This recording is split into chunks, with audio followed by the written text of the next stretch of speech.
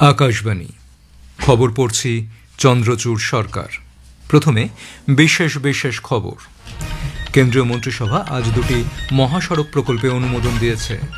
কেন্দ্রীয় গ্রামোন্নয়ন মন্ত্রী শিবরাজ সিং চৌহান বলেছেন, ভিবি জি রামজি আইন 2025-এর অধীনে এমজি নারেগায় যুক্ত শ্রমিকদের কর্মসংস্থান ও স্বার্থ সুরক্ষিত থাকবে। প্রতিরক্ষা গবেষণা ও উন্নয়ন সংগঠন ডিআরডিও আজ ওড়িশার উপকূলে একই লঞ্চার থেকে অল্প সময়ের ব্যবধানে দুটি প্রলয় ক্ষেপণাস্ত্রের সফলভাবে পরীক্ষা করেছে। তথ্য ও সম্প্রচার প্রতিমন্ত্রী ডক্টর এল মুরুগান বলেছেন, চলতি বছর সরকারের একাধিক গুরুত্বপূর্ণ সংস্কার দেশের সার্বিক অগ্রগতির অধ্যায়গুলিকে চিহ্নিত করেছে। ঘন কুয়াশায় দৃশ্যমানতা কম থাকায় দেশের উত্তরের রাজ্যগুলিতে ট্রেন ও বিমান চলাচল ব্যাহত হয়েছে। আসছি বিস্তারিত খবরে। কেন্দ্রীয় মন্ত্রিসভা আজ দুটি মহাসড়ক প্রকল্পে অনুমোদন দিয়েছে। এই প্রকল্পের অধীনে 6 লেনের নাসিক সোলাপুর করিডোর এবং ওড়িশার জাতীয় সড়ক 326-এর সম্প্রসারণ করা হবে। মন্ত্রিসভার অর্থনৈতিক বিষয়ক কমিটি মহারাষ্ট্রে 6 লেনের greenfield access controlled Nashik Solapur Akkalkot corridor নির্মাণের অনুমোদন দিয়েছে।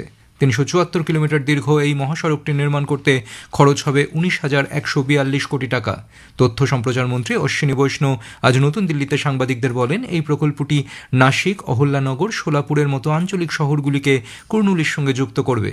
প্রধানমন্ত্রী গতিশক্তি জাতীয় মাস্টার প্ল্যান প্রকল্পের অধীনে দেশের পরিবহন কাঠামোগত উন্নয়নে গুরুত্বপূর্ণ ভূমিকা নেবে এই প্রকল্প। आज नासिक से शोलापुर का कॉरिडोर अप्रूव हुआ है। ये कॉरिडोर कई बड़े शहरों को और कई बड़े इंडस्ट्रियल सेंटर्स को जोड़ेगा। 2 साल में इसका कंस्ट्रक्शन पूरा होगा। 374 किलोमीटर का प्रोजेक्ट है और 19,142 करोड़ रुपीस का इसमें इन्वेस्टमेंट होगा। ये प्रोजेक्ट नासिक और सोलापुर के बीच के डिस्टेंस को टाइम को सिग्निफिकेंटली रिड्यूस करेगा। बाय 14% डिस्टेंस रिड्यूस होगी और टाइम 45% रिड्यूस होगी बिटवीन चेन्नई एंड सूरत।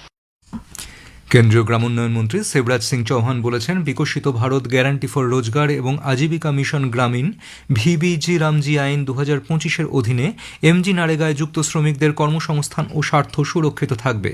তিনি আজ ভিডিও কনফারেন্সের মাধ্যমে দেশের এমজি নারেগার কর্মকর্তাদের প্রতিনিধিদের সঙ্গে এক আলোচনা সভায় পৌরোহিত্য করার সময় বলেন, ভিবিজি রামজি আইন কর্মীদের স্বার্থ সুরক্ষিত করবে, তাদের মজুরি সহ অন্যান্য সমস্যাগুলিও সমাধান করবে বলে তিনি মন্তব্য করেন। মন্ত্রী আরও বলেন, এই খাতে ব্যয়ের সর্বোচ্চ সীমা 6% থেকে বাড়িয়ে 9% করা হয়েছে। প্রতিরক্ষা গবেষণা ও উন্নয়ন সংস্থা ডিআরডিও আজ ওড়িশার উপকূলে একই লঞ্চার থেকে অল্প সময়ের ব্যবধানে দুটি প্রলয় ক্ষেপণাস্ত্রের সফলভাবে উৎক্ষেপণ করেছে। প্রতিরক্ষা মন্ত্রক জানিয়েছে, চণ্ডীপুরের ইন্টিগ্রেটেড টেস্ট রেঞ্জের মোতায়েন করা ট্র্যাকিং সেন্সর নিশ্চিত করেছে যে উভয় ক্ষেপণাস্ত্রই নির্ধারিত গতিপথ অনুসরণ করেছে এবং নির্দিষ্ট লক্ষ্য পূরণ করেছে। উল্লেখ্য, প্রলয় হল দেশীয় প্রযুক্তিতে নির্মিত তৈরি সলিড প্রপেল্যান্ট কোয়াসি ব্যালিস্টিক ক্ষেপণাস্ত্র, যা নির্ভুলভাবে লক্ষ্যবস্তুতে আঘাত হানার জন্য অত্যাধুনিক ন্যাভিগেশন প্রযুক্তি ব্যবহার করে। বাংলাদেশের প্রাক্তন প্রধানমন্ত্রী এবং বিএনপির চেয়ারপারসন বেগম খালেদা জিয়াকে পূর্ণ রাষ্ট্রীয় মর্যাদায় সমাধিস্থ করা হয়েছে। সেই সময় ঢাকার মানিক মিয়া অ্যাভিনিউতে হাজার হাজার শোকাহত মানুষ সমবেত হন। তাঁর শেষকৃত্যে জাতীয় সংসদ ভবনের দক্ষিণ প্লাজায় জানাজার নামাজ অনুষ্ঠিত হয়। সেদেশের অন্তর্বর্তীকালীন সরকারের প্রধান উপদেষ্টা অধ্যাপক মোহাম্মদ ইউনিস, সরকারের সদস্যবৃন্দ, বিএনপি নেতা, অন্যান্য রাজনৈতিক দলের নেতা এবং 3 সশস্ত্র বাহিনীর প্রধান উপস্থিত ছিলেন। ভারতের পক্ষ থেকে বিদেশমন্ত্রী ডক্টর এস জয়শঙ্কর এবং নেপাল, শ্রীলঙ্কা, পাকিস্তান ও দক্ষিণ পূর্ব এশিয়ার অন্যান্য দেশের প্রতিনিধিসহ বহু বিশিষ্ট ব্যক্তিবর্গ শেষ শ্রদ্ধা জানাতে উপস্থিত ছিলেন। মধ্যপ্রদেশের ইন্দোরে ভগীরথপুরা এলাকায় দূষিত জল পান করে অন্তত 8 জনের মৃত্যু হয়েছে। 35 জনেরও বেশি অসুস্থ ব্যক্তিকে নিকটবর্তী হাসপাতালে ভর্তি করা হয়েছে। তাদের বমি এবং ডায়রিয়ার উপসর্গ রয়েছে বলে জানা গেছে। রাজ্যের মুখ্যমন্ত্রী ডক্টর মোহন যাদব এই ঘটনায় গভীর দুঃখ প্রকাশ করে জরুরি পদক্ষেপ গ্রহণের নির্দেশ দিয়েছেন। নিহতদের পরিবার পিছু 2 লক্ষ টাকা অর্থ সহায়তার ঘোষণা করেছেন মুখ্যমন্ত্রী। বর্ষিয়ান বিজেপি নেতা ও কেন্দ্রীয় স্বরাষ্ট্রমন্ত্রী অমিত শাহ পশ্চিমবঙ্গের 2026-এর বিধানসভা নির্বাচনে জনসংযোগের উপর জোর দিয়েছেন। কলকাতার সায়েন্স সিটিতে আজ দলীয় কর্মীদের সঙ্গে এক বৈঠকে তিনি প্রতিটি বাড়িতে গিয়ে মানুষের সমস্যা এবং দুঃখ দুর্দশার বিষয়গুলি শোনার জন্য দলের নেতাকর্মীদের নির্দেশ দিয়েছেন। পাশাপাশি নির্বাচনে সকলকে একসঙ্গে কাজ করানোর নির্দেশ দিয়েছেন। গত নির্বাচনে বিজেপি 3 থেকে 77টি আসনে পৌঁছতে পারলে 77 থেকে 200টি আসনে পৌঁছতে কেন পারা যাবে না, সেই বিষয়ে তিনি প্রশ্ন তুলেছেন। 2025 সালে ভারতে বিভিন্ন গুরুত্বপূর্ণ পরিবর্তনের মাধ্যমে এগিয়ে গেছে। দ্রুত উন্নয়নশীল দেশগুলির মধ্যে ভারত এখন অন্যতম। একটি প্রতিবেদন।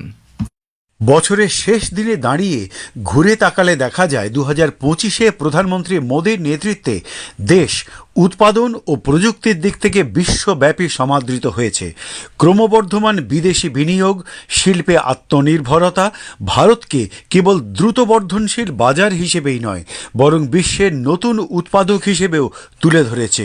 এটা মনে করেন বিশিষ্ট অর্থনীতিবিদ তিমির বরণ চট্টোপাধ্যায়। আমাদের নিজস্ব কনজামশনটা অনেক বেশি, তার জন্য আমাদের অনেক বেশি ইন্ডাস্ট্রি দরকার, ম্যানুফ্যাকচারিং দরকার, সার্ভিস দরকার। আর দ্বিতীয়ত হচ্ছে পৃথিবীর ম্যানুফ্যাকচারিং হাব হতে চাইছে আমাদের দেশ। আমাদের বর্তমান সরকার চেষ্টা করছে যে সারা পৃথিবীর ম্যানুফ্যাকচারিং হাব আমরা নিয়ে নেব। এই জন্যেই আজ এমার্জিং কান্ট্রির মধ্যে প্রথম যে সমস্ত এমার্জিং কান্ট্রি রয়েছে তার মধ্যে ভারতবর্ষ প্রথম দিকেই স্থান নিয়েছে। অভিজিৎ চক্রবর্তী, আকাশবাণী সংবাদ, কলকাতা। খবর শুনছেন আকাশবাণী থেকে। তথ্য ও সম্প্রচার প্রতিমন্ত্রী ডক্টর এল মুরুগান আজ বলেছেন, চলতি বছর সরকার একাধিক যুগান্তকারী সংস্কার সাধন করেছে যা দেশের সার্বিক অগ্রগতিতে গুরুত্বপূর্ণ অধ্যায়গুলিকে চিহ্নিত করেছে। নতুন দিল্লিতে আসন্ন 2026 বর্ষের জন্য ভারত সরকারের নতুন ক্যালেন্ডার ভারত @2026 প্রকাশ করে তিনি উল্লেখ করেন, এই সংস্কারগুলির লক্ষ্য দেশের অন্তর্ভুক্তিমূলক সমৃদ্ধি নিশ্চিত করা, অর্থনৈতিক স্থিতিশীলতা জোরদার করা এবং দেশের দীর্ঘমেয়াদী উন্নয়নের জন্য একটি সুস্থায়ী ভিত্তি স্থাপন। 2025-এর আজ শেষ দিন। ইংরেজি নতুন বছরের প্রথম দিনকে স্বাগত জানাতে ভারত সহ গোটা বিশ্বের মানুষ অধীর আগ্রহে অপেক্ষা করছে। নিউজিল্যান্ডের অকল্যান্ডে, অস্ট্রেলিয়া, ফিজি এবং রাশিয়ার পূর্বাঞ্চলে ইতিমধ্যেই শুরু হয়ে গেছে বর্ষবরণ পালা। রঙিন পোশাকে মানুষ মেতে উঠেছে, কোথাও চলছে আতশবাজি পুড়িয়ে নতুন বছরের উদযাপন। রাষ্ট্রপতি দ্রৌপদী মুর্মু আজ ইংরেজি 2026 নববর্ষের প্রাক্কালে দেশ ও বিদেশের নাগরিকদের শুভেচ্ছা জানিয়েছেন। তিনি এক বার্তায় বলেছেন, নতুন বছর শক্তি ও সদর্থক পরিবর্তনের প্রতীক হয়ে উঠুক। সংকল্প গ্রহণের ক্ষেত্রেও নতুন বছর সবার কাছে গুরুত্বপূর্ণ হয়ে উঠুক। শ্রীমতী মুর্মু দেশের উন্নয়ন এবং সামাজিক সুরক্ষায় দেশের প্রতিটি নাগরিককে আহ্বান জানিয়েছেন। Central board of secondary education CBSE দশম এবং দ্বাদশ শ্রেণীর বোর্ড পরীক্ষার পরিবর্তিত তারিখ ঘোষণা করেছে। সিবিএসসি জানিয়েছে, দশম শ্রেণীর শিক্ষার্থীদের আগামী বছর 3রা মার্চের নির্ধারিত পরীক্ষা 11ই মার্চ নেওয়া হবে। দ্বাদশ শ্রেণীর 3রা মার্চের পরীক্ষা নেওয়া হবে 10ই এপ্রিল। আফ্রিকার দেশ মালি এবং বুর্কিনা ফাসো মার্কিন নাগরিকদের ওপর সে দেশে ভ্রমণে নিষেধাজ্ঞা জারি করেছে। আফ্রিকার এই দুটি দেশের বিদেশ মন্ত্রক থেকে জানানো হয়েছে, যুক্তরাষ্ট্রের ট্রাম্প প্রশাসনের এই পদক্ষেপ নেওয়ার প্রেক্ষিতে তারা এই সিদ্ধান্ত নিয়েছে। উল্লেখ্য, মার্কিন রাষ্ট্রপতি ডোনাল্ড ট্রাম্প আরও 5টি দেশ থেকে নাগরিকদের আসার ওপর নিষেধাজ্ঞা আরোপ করেছেন। আগামীকাল থেকে এই সিদ্ধান্ত কার্যকর হবে।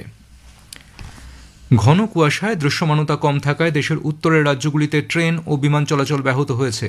রেলওয়ের দিল্লি ডিভিশন জানিয়েছে, দিল্লিগামী 50টিরও বেশি ট্রেন দেরিতে চলেছে। খারাপ আবহাওয়ার কারণে বিমান চলাচলও বিঘ্নিত হয়েছে।